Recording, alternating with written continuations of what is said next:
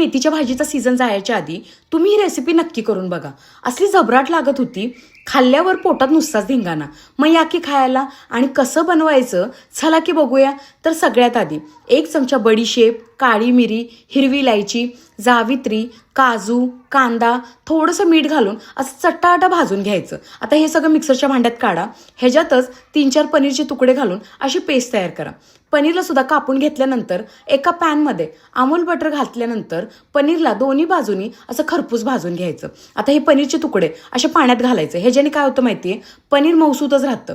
आता फोडणीसाठी तेलात टप्प्याटप्प्यानं आधी अमूल बटर घाला, नंतर जिरं, बारीक चिरलेलं लसूण, बारीक चिरलेला अद्रक आणि खुडलेली मेथी. मी इथं की नाही खुडलेली मेथी घातली. जर तुम्हाला हवी तर तुम्ही मेथी बारीक चिरून सुद्धा घालू शकता.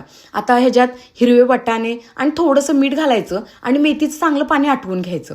मगाशी जी आपण पेस्ट तयार केली होती की नाही ती, पनीर, धना जिरा पावडर घालून असं चांगलं बघा मिक्स करायचं. भाजी शिजल्यानंतर शेवटी की नाही अशी फ्रेश क्रीम, गरम मसाला घालायचा आणि उन्हून पराठा, नान किंवा चपाती बरोबर द्यायचा दणका आणि लावा हजेरी. लाईक, शेअर, सबस्क्राईब करून.